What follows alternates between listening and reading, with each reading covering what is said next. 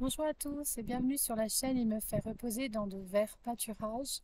Donc je me trouve actuellement dans les Pyrénées à la cascade de Gavarnie. Donc c'est celle-ci, c'est la cascade. Et comme vous pouvez le constater, il y en a deux autres ici et un petit peu partout sur le site.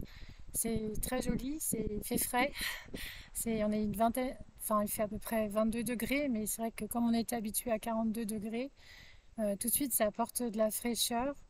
Donc pour ceux qui ont vu mon témoignage que j'avais mis en ligne, il faudrait que je le refasse en fait parce qu'il était très très long. Vous savez que j'ai passé la plupart de ma vie dans les Alpes. J'ai grandi dans les Alpes, j'ai fait mes études dans les Alpes. Mes enfants sont nés dans les Alpes. Et donc la première chose que quand on est arrivé ce matin dans les Pyrénées, c'est vraiment en fait les maisons qui sont en pierre avec donc des toits gris. D'ailleurs, je pense que je pourrais vous montrer. Hop, le site. Voilà, si vous voyez le zoom.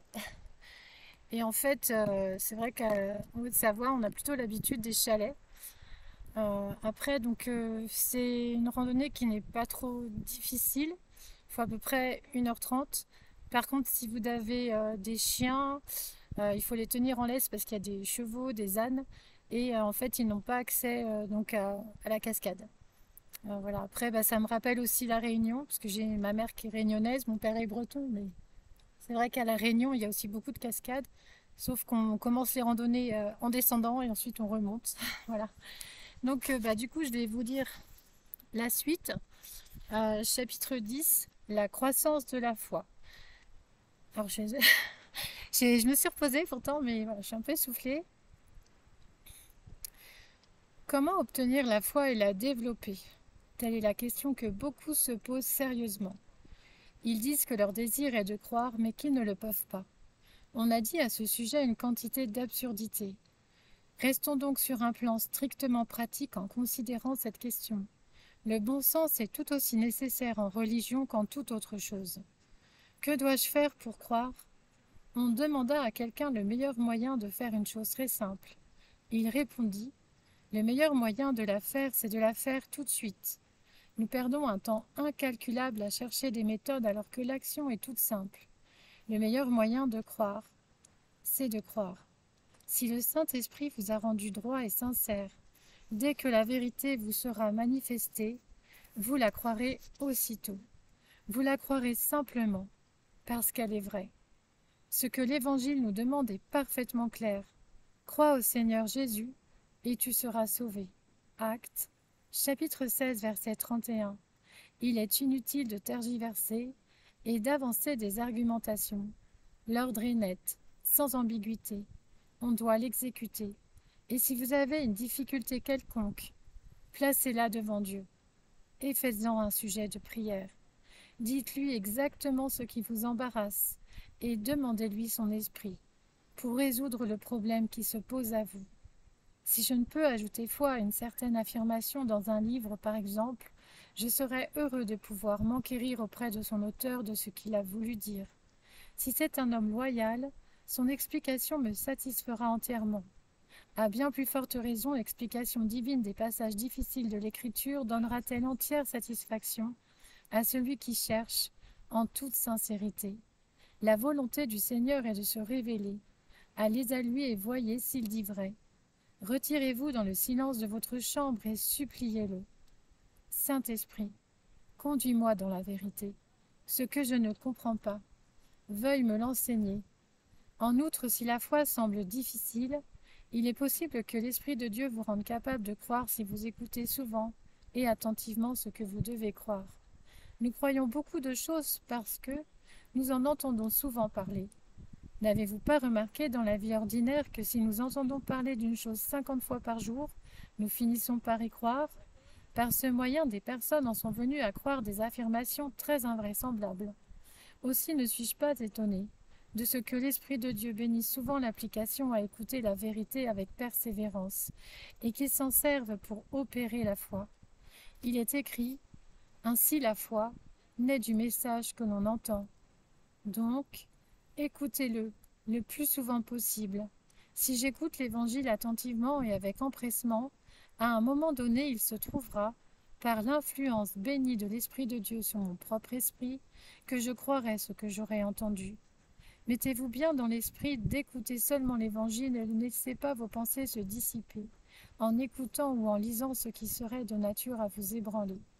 Si cependant ce conseil vous semble de peu de valeur, je vous dirai encore ceci. Considérez le témoignage d'autrui. Les Samaritains crurent à cause de ce que la femme leur raconta de Jésus. Voir Jean, chapitre 4. Beaucoup de nos convictions reposent sur le témoignage d'autrui. Je crois qu'il existe un pays qui s'appelle le Japon. Je ne l'ai jamais vu, et cependant je ne doute pas de son existence, parce que d'autres y sont allés. Je crois que je mourrai un jour. Je ne suis jamais mort, mais plusieurs de ceux que j'ai connus sont morts. J'ai donc la conviction que je mourrai aussi. Le témoignage de plusieurs me donne la conviction de la véracité de ce fait. Écoutez donc ceux qui pourront vous dire comment ils ont été sauvés, pardonnés, transformés. Vous verrez que quelques-uns d'entre eux étaient tels que vous êtes. Si vous avez été voleur, vous découvrirez qu'un voleur s'est réjoui de laver ses péchés dans le sang de Jésus-Christ. Si vous avez été impur, vous découvrirez que des hommes et des femmes qui avaient péché de cette manière ont été transformés et purifiés. Si vous êtes dans le désespoir, vous n'avez qu'à vous mêler au peuple de Dieu. Posez quelques questions et vous ne tarderez pas à découvrir que plusieurs, parmi les plus mûrs, ont également été dans le même état de désespoir. Ils se feront une joie de vous dire comment le Seigneur les en a délivrés. Écoutez ceux qui ont mis à l'épreuve la parole de Dieu et qui l'ont reconnue vraie. L'Esprit de Dieu vous conduira à croire. Avez-vous entendu parler de cet Africain auquel un missionnaire avait dit que l'eau devenait quelquefois si dure qu'un homme pouvait marcher dessus? Il déclara qu'il croyait une quantité de choses que le missionnaire lui avait racontées, mais que celle-là, il ne la croirait jamais. Quand il vint en Angleterre par un temps glacial, il vit la rivière gelée, mais il ne voulut pas s'aventurer à marcher dessus. Il savait que c'était une rivière profonde, et il était certain de se noyer s'il se risquait sur la glace. Il ne put s'y résoudre que lorsque son ami y alla avec plusieurs autres personnes. Il fut alors convaincu et se confia à la solidité de la glace, puisque d'autres s'y étaient confiés en toute sécurité. Ainsi en sera-t-il peut-être pour vous, en voyant d'autres personnes croire à l'agneau de Dieu, en étant témoins de leur joie et de leur paix. Vous serez insensiblement conduits à croire comme elles. L'expérience d'autrui est un des moyens dont Dieu se sert pour nous faire parvenir à la foi. Quoi qu'il en soit, il vous faut ou croire en Jésus ou mourir. Il n'y a pour vous aucun espoir excepté en lui seul. Voici un meilleur moyen. Considérez l'autorité de celui qui vous commande de croire. Cela vous sera d'un grand secours pour acquérir la foi. Ce n'est pas par mon autorité, car vous pourriez à bon droit la rejeter. Ce n'est pas même par l'autorité du pape, car vous pourriez la remettre en question. Mais on vous commande de croire par l'autorité de Dieu lui-même. Il vous demande de croire en Jésus-Christ, et vous n'avez pas le droit de refuser d'obéir à votre Créateur. En Écosse, Jean, un conducteur de travaux, avait souvent entendu l'Évangile, mais il était arrêté par la crainte de ne pouvoir venir à Christ. Un jour qu'il surveillait les ouvriers, son directeur, qui était chrétien, lui fit porter ce message: « Venez chez moi immédiatement après le travail. » Le contremaître frappa à la porte à l'heure dite, mais le directeur, sortant de son bureau, lui dit, quelque peu rudement: « Jean, pourquoi me dérangez-vous maintenant? L'heure du travail est passée, qu'avez-vous à faire ici? » « Monsieur, répondit-il, j'ai reçu votre message me disant de venir une fois la journée achevée. » « Comment? Simplement parce que vous avez reçu un message. Vous pensez pouvoir venir ici et me faire appeler après les heures de travail. Voyons, monsieur, je ne vous comprends pas. Il me semble que puisque vous m'avez envoyé chercher, j'avais le droit de venir. Entrez, Jean, lui dit le directeur. Il y a un autre message que je désire vous lire. Il s'assit et lut ces paroles. Venez à moi, vous tous qui êtes accablés sous le poids d'un lourd fardeau, et je vous donnerai du repos. Matthieu, chapitre 11, verset 28. Pensez-vous qu'avec un tel message de Christ, vous puissiez mal faire en allant à lui? Jean vit son erreur sur le champ et crut au Seigneur Jésus pour avoir la vie éternelle. Il avait compris qu'il y avait une autorité et des garanties suffisantes pour sa foi. Il en est de même pour vous. Vous avez une bonne raison de venir à Christ, car le Seigneur lui-même vous ordonne de vous confier en lui. Si cela ne fait pas encore naître la foi dans votre cœur, pensez à ce que vous devez croire, c'est-à-dire au fait que le Seigneur Jésus a souffert à la place et au lieu des pécheurs, et qu'il est capable de sauver tous ceux qui se confient en lui. N'est-ce pas la nouvelle la plus heureuse qui ait jamais été annoncée aux hommes? La vérité la plus simple, la plus consolante, la plus divine qui ait jamais été proposée à l'intelligence des mortels? Je vous engage à y réfléchir en approfondissant le mystère de grâce et d'amour qu'un tel sacrifice suppose. Étudiez les 4 évangiles, étudiez les épîtres de Paul, et rendez-vous bien compte que le message de Dieu est tellement digne de confiance que vous êtes forcés d'y croire. Si cela ne suffit pas encore, pensez à la personne de Jésus-Christ. Considérez qui il est, ce qu'il a fait, où il est et ce qu'il est. Comment pouvez-vous douter de lui? N'est-il pas cruel de ne pas faire confiance à celui qui est toujours fidèle?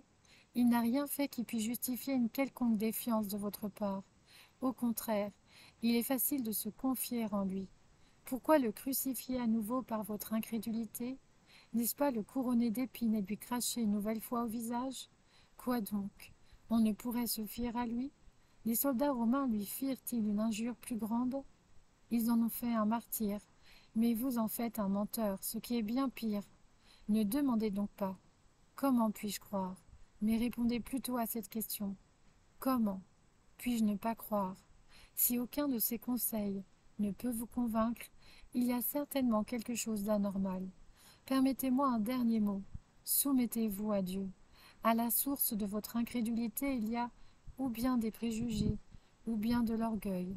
Que l'Esprit de Dieu brise votre rébellion et vous fasse céder. Vous êtes un rebelle orgueilleux, et voilà pourquoi vous ne vous fiez pas à votre Dieu. Abandonnez votre esprit de révolte, bas les armes, rendez-vous, soumettez-vous à votre roi. Je crois que jamais une personne renonçant à tout effort propre, désespérant d'elle-même et s'écriant « Seigneur, je m'abandonne à toi », n'a tardé à trouver que la foi n'est pas difficile. C'est parce que vous êtes encore en guerre avec Dieu, décidé à garder votre volonté propre et à suivre votre propre voie, qu'il vous est impossible de croire. D'ailleurs, comment pourriez-vous parvenir à la foi, demandait Jésus aux Juifs, alors que vous voulez être applaudis les uns par les autres? Jean, chapitre 5, verset 44. L'orgueil hautain engendre l'incrédulité. Cédez à Dieu et croyez de tout cœur au Sauveur. Puisse le Saint-Esprit agir maintenant en vous d'une manière cachée mais efficace, de telle sorte qu'à cette heure même, vous mettiez votre confiance dans le Seigneur Jésus. Donc c'est la fin du chapitre 10. Je vois que le soleil s'est levé. Je ne sais pas si vous apercevez encore ce magnifique paysage. Donc c'est vrai que pour ma part, la montagne, ça m'a toujours rapproché de Dieu. Dans mon témoignage, j'avais aussi parlé des Alpes et du Parmelan. Et je me suis fait baptiser à Annecy. C'était mon désir. J'avais vraiment à cœur de me faire baptiser dans le lac d'Annecy. Et par la grâce, Dieu l'a permis. Je suis vraiment reconnaissante à Dieu d'être là aujourd'hui. Les montagnes, ça me manque. C'est vraiment un environnement qui me rapproche vraiment de Dieu, comme je vous l'ai dit. Et j'espère vraiment que ces 3 cascades, comme la Trinité derrière moi, eh bien, vous sera agréable pour la lecture de la croissance de la foi. Et je vous dis à très bientôt.